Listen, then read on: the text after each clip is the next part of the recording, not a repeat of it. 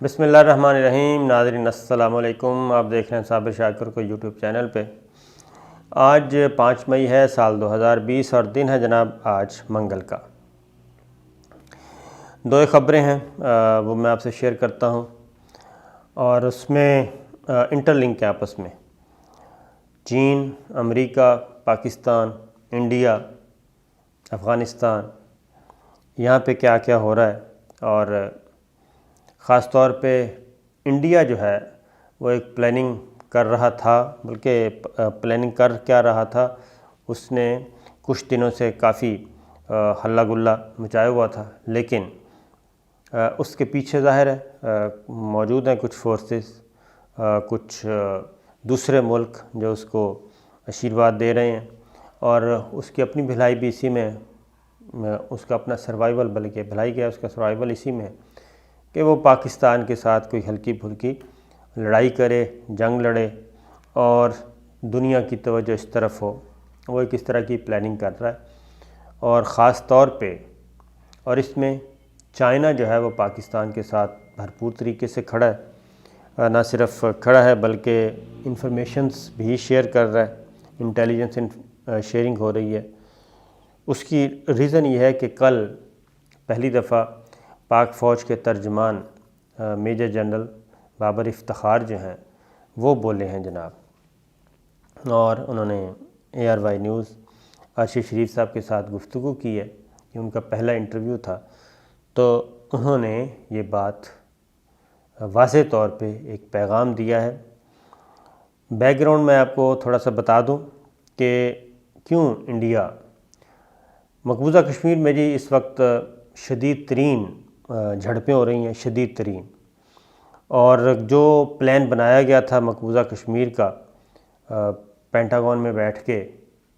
چند بڑوں نے، وہ فلاپ ہوتا ہوا نظر آ رہا ہے،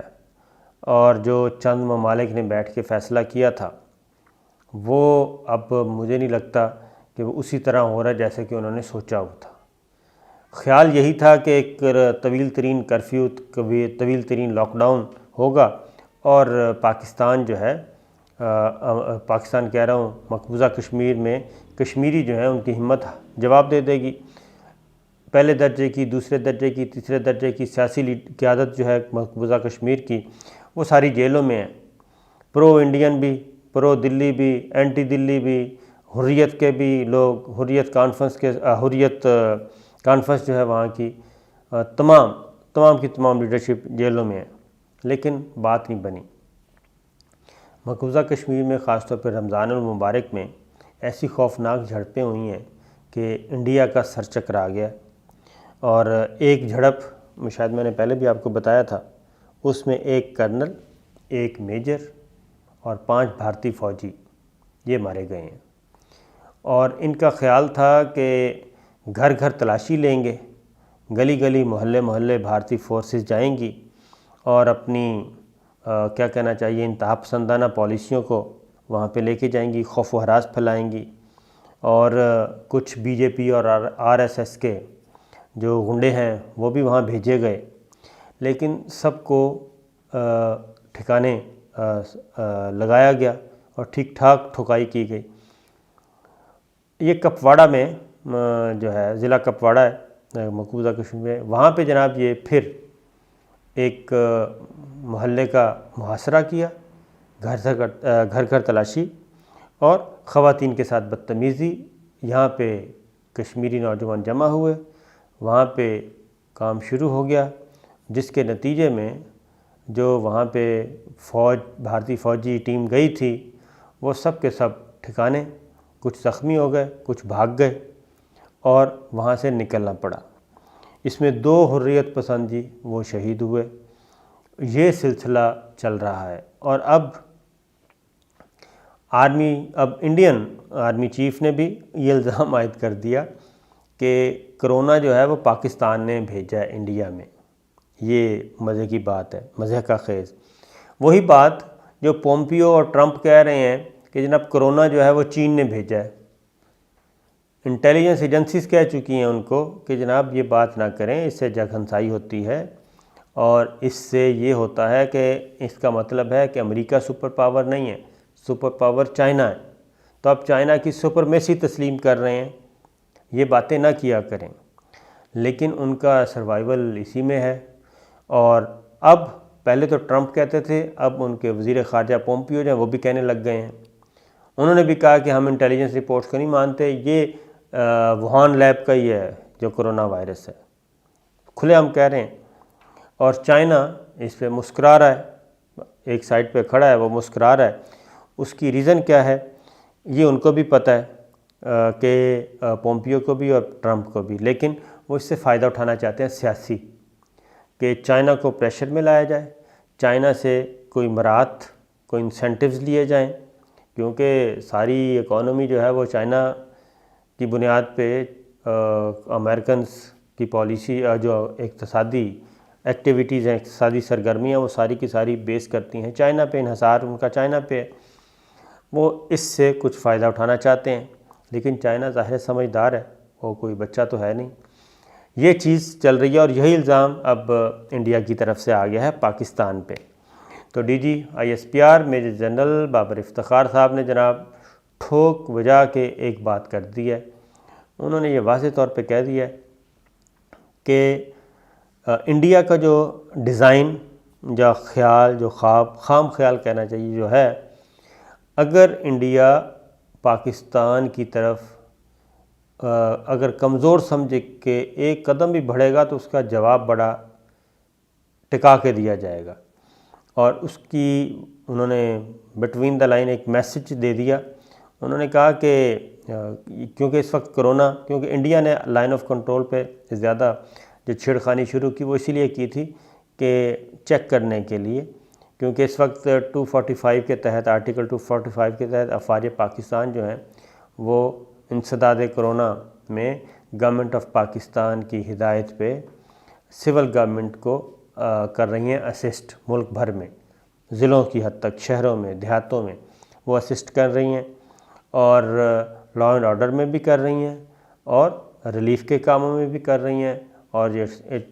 انتظامات کیے جا رہے ہیں کرونا، انسداد کرونا وہ بھی کیے جا رہے ہیں، یہ سارا ہو رہا ہے۔ تو جب یہ ساری چیزیں کر رہی ہے تو ان کا خیال تھا کہ افواج پاکستان بیزی ہیں۔ ایک چیز، دو باتیں ہوئیں، ایسٹرن بارڈر پہ، یہ ایسٹرن بارڈر کہہ رہا ہوں، لائن آف کنٹرول پہ بھی یہ حرکت کی گئی، ادھر آپ نے دیکھا ہوگا شمالی وزیرستان، جنوبی وزیرستان میں بھی دہشت گردوں نے ہماری فورسز پہ اٹیک کیا، وہاں پہ بھی جھڑپیں ہوئیں، یعنی ایسٹرن بارڈر، ویسٹرن بارڈر دونوں پہ یہ کام پلاننگ کے تحت کیا گیا، لیکن ادھر بھی بھرپور جواب دیا گیا، ایسٹرن بارڈر پہ انڈیا کو بھی اور ادھر دہشت گردوں کو بھی بھرپور جواب دیا گیا،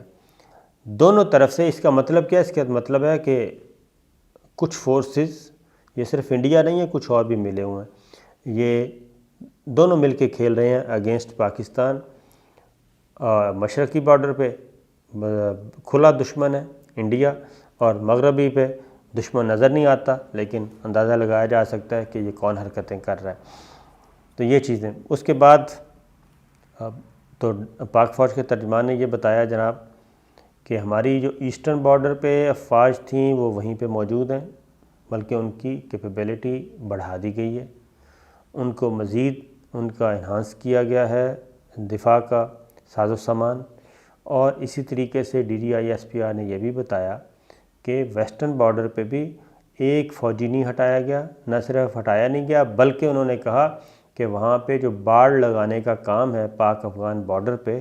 وہ بھی تیزی سے جاری ہے۔ اب یہ دو چیزیں ہو گئیں، اور انہوں نے کہا کہ ہم دونوں طرف سے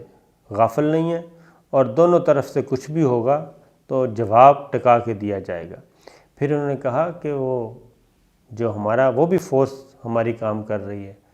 اور اللہ کا شکر ہے ابھی تک افواج پاکستان میں کوئی کرونا کا کیس رپورٹ نہیں ہوا، جبکہ بھارتی فوج میں ہو چکا ہے، مقبوضہ کشمیر میں تعینات بھارتی فوج میں ہو چکا ہے، امریکہ میں ہو چکا ہے، پینٹاگون میں ہو چکا ہے، روزویلٹ جو بحری بیڑا تھا ان کا تگڑا وہ لنگر انداز ہو چکا ہے، فرانس کے بحری بیڑا جو فوجی بحری بیڑا تھا اس میں ہو چکا ہے، لیکن افواج پاکستان ابھی تک محفوظ ہیں، اور اس کی وجہ انہوں نے بتائی کہ جناب ہم پہلے بھی ڈسپلنڈ تھے، اب مزید ڈسپلنڈ ہو گئے ہیں۔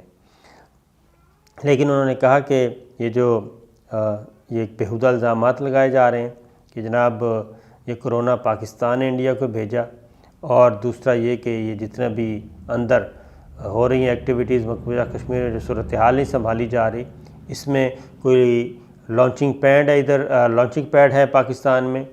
یہاں سے سپورٹ کی جا رہی ہے اور یہاں سے ہم، تو انہوں نے کہا کہ جناب کھلا چیلنج ہے، آئیں آپ چیک کریں، ہمارے پاس کوئی لانچنگ پیڈ نہیں ہے، سیٹلائٹ کے ذریعے انڈیا پہ بھی ہے، وہ بھی کوئی تصویریں سے دکھا دیں۔ تو ایشو یہ ہے کہ مقبوضہ کشمیر جو انہوں نے سوچا تھا کہ ڈور ٹو ڈور ہر گھر میں بھارتی فوجی جائے گا اور اپنا خوف پھیلائے گا، اس کا اثر الٹا ہو گیا۔ بھارتی فوجی جس گھر میں گیا وہ گھر جو ہے وہ حریت پسندوں کی آواز بن گیا، وہ گھر، وہ محلہ، وہ گلی۔ اس لیے بھارتی فوج کو بھرپور کلیئر کٹ جواب دے دیا گیا ہے کہ پاکستان کی مسلح افواج تیار ہیں، اور اس سلسلے میں کوئی حرکت کی گئی تو اس کا جواب بھی ویسا ہی ملے گا۔ کیونکہ ایک اور میں جاتے جاتے آپ کو خبر شیئر کر لوں، جو پچھلی ویڈیو میں نے آپ کو بتائی تھی 18ویں ترمیم سے متعلق، تو بلکہ اس کا اگلا حصہ آپ دیکھیں گے، وہ یہ ہے کہ ایک فورم بنا ہوا ہے NCOC، اسد عمر صاحب اس کے سربراہ ہیں۔ اس کے بارے میں انشاءاللہ اگلی ویڈیو میں بتاؤں گا مزید ڈیٹیلز کہ یہ ہے کیا۔